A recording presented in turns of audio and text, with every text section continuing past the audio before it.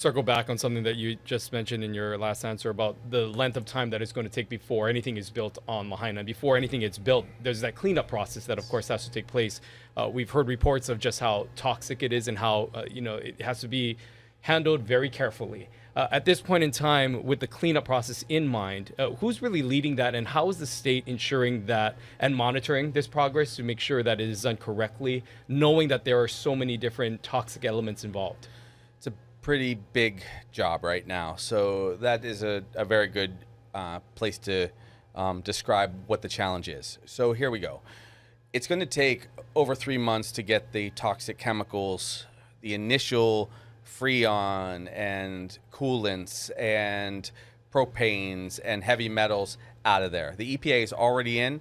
As of this morning, they were already done. I refer to my notes, forgive me. They were done with 433 parcels out of about 1,500 home parcels. So they're going to go through over the course of 3 months, and then they'll get to businesses. But that's just the first part. Now they're doing it in a combination of FEMA. They're doing it with the EPA.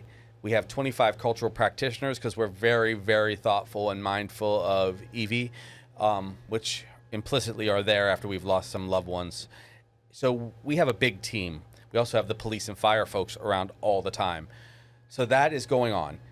After that comes to a close, or even phases of it come to a close, we'll be able to get people back in there to see their properties. Because the ash itself is somewhat toxic, we're going to have people probably put booties on, probably put some protective cover on like PPE so that they don't breathe in a lot of what is, if it's disturbed, quite toxic.